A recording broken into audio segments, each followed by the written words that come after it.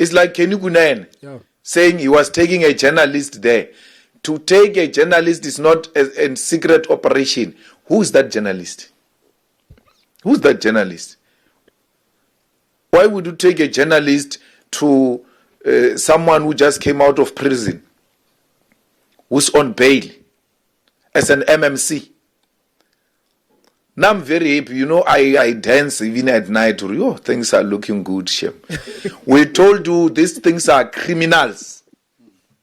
They are nothing else but Mapantiti. He says he doesn't know that guy. He knows that guy. I know that guy. Not from a personal point of view. He's a well-known businessman. Until now, we knew him as a businessman.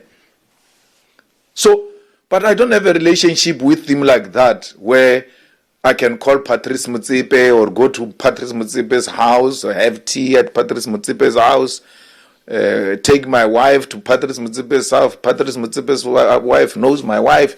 I don't know the guy like that. But for Kenny to behave like that in public office and say he doesn't know that guy, that's a lie.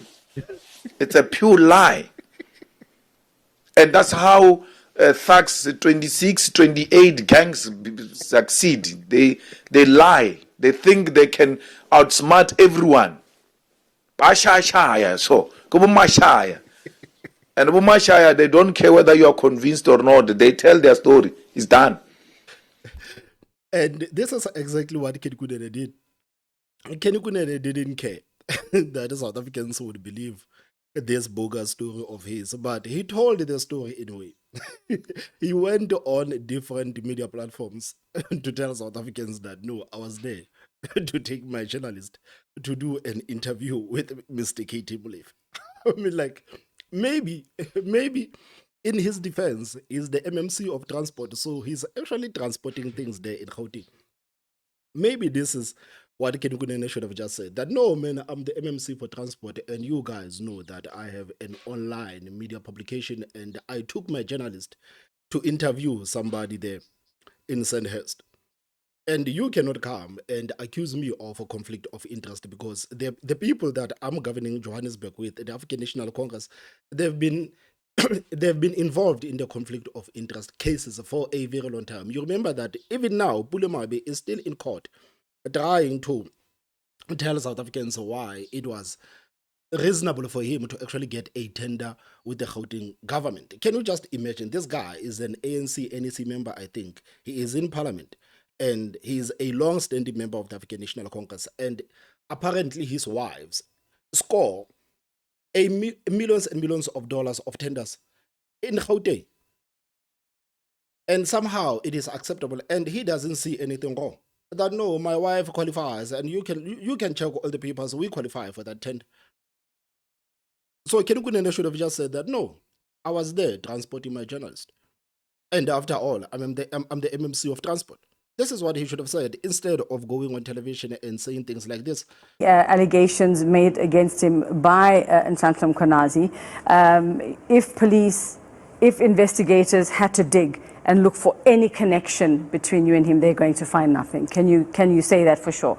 Yes, they're going to find nothing. I told them. If I knew Mr. Molefe, you see, one thing about me, I don't lie about things. Yeah. Because things come out. If at all I knew Mr. Molefe and I had his number and he sent me the address I was going to meet him, I was going to say yes. I was going there to meet him, and these are the reasons why I was going to meet him. There's a lot of people, there's relatives of mine that have committed crimes. I've gone to see them. There are people that have supported me in my business when I had clubs and restaurants, and they would be in trouble, and I would go to the police station and see them. Okay, all right. Let's just very quickly touch. So Kunene says that he does not lie about things because things come out. And I think that Kunene should have just taken his own advice. And Kunene should have just approached this matter like Julius Malema and said that, yeah, I know Mr. KT Molefe. I have spoken a couple of times with him, but we do not have that kind of a relationship.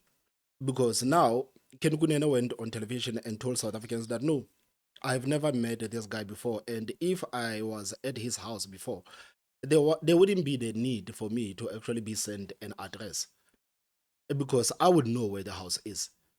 But the South African Police Service, National Commissioner Fanima Semula, just a few days ago told the South Africans that no, guys, it was not the first time that Kunene was caught at the house of Mr. KT Molefe.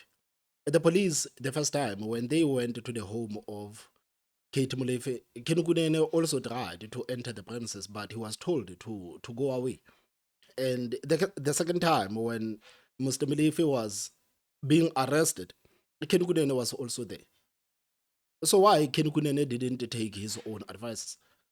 I wish he would have actually taken his own advice to say that, yeah, I've met this guy. Like Gauteng is not that big. I've met this guy and I know this guy as a businessman. Like Julius Malema is saying that, no, we've always known this guy as a businessman. You see? And I'm also not convinced that Julius Malema was not aware of anything that KT Molefe was involved in.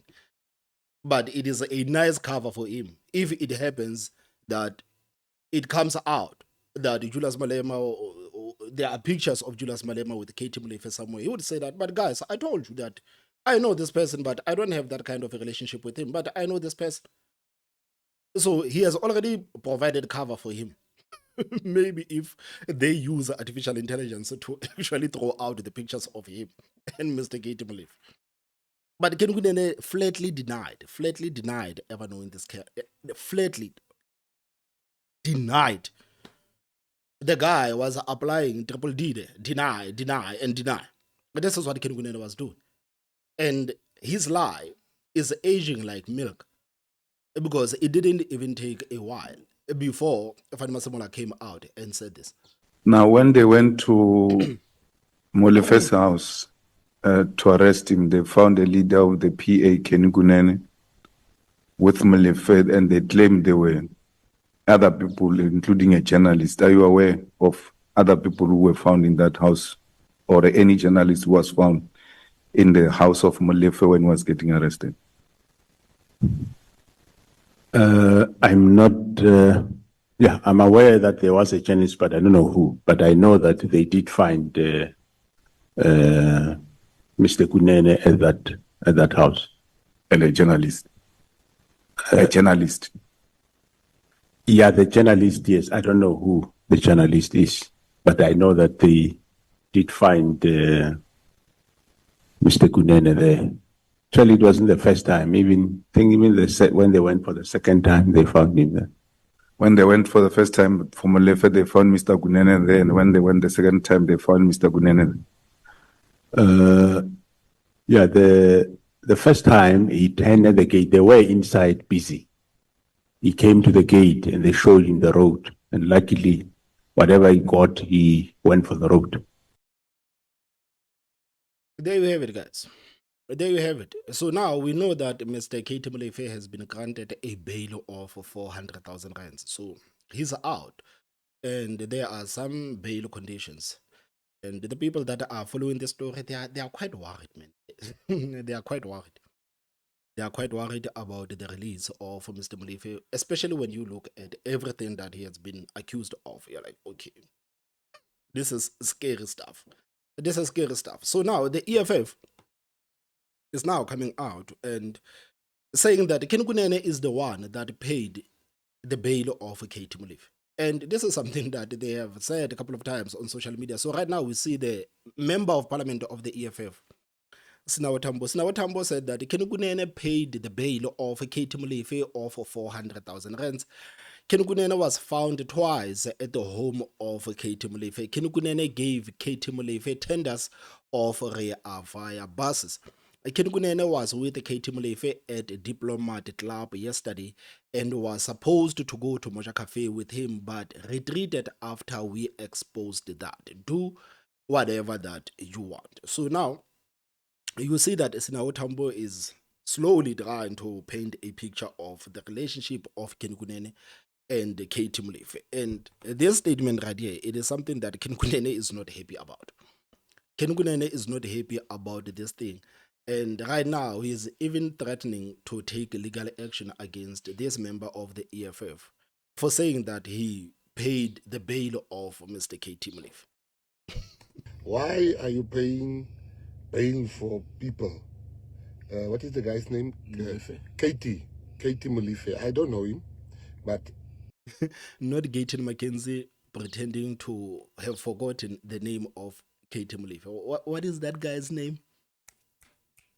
What is that guy's name? No, Gayton Mackenzie, you know him very well. why are you paying bail for people? What is the guy's name? Molefe. KT Molefe. I don't know him, but why are you paying bail of almost 400,000 for KT Molefe? We want to know. I must ask you, why did you pay bail for him? If you indeed did pay bail. Now, Press, if I paid the bail, why wouldn't you know? Because, in fact, you are the one that sent me a message that Molefe just got bail. Oh yeah, that's it. You sent me a WhatsApp and said, I see Molefe just got bail. Yes, I remember. I saw on social So, media. how could I have paid bail if I was informed by you that you got bail? And Yeah. I said, what? Yes, I remember. I still That was my remember. response to you. So Yes. how could I have paid bail if you were the one who actually... Oh yeah, I informed never me thought. the first I never time? thought about it that way. Because you are always on social media. I'm not always on social media. So you are the one that informed me. Man, you know,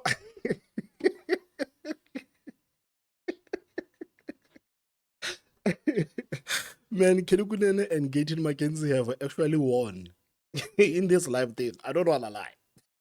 These people have actually won in this live thing. I'm sure when they are sitting together, man, with no cameras and nobody recording anything, they are like, man, we actually finessed the game.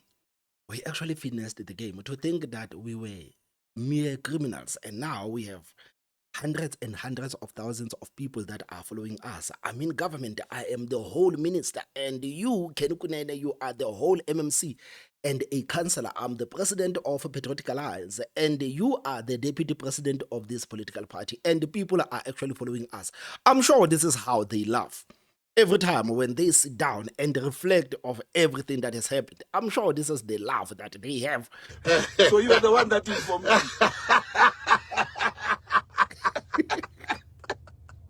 Yeah, it's true.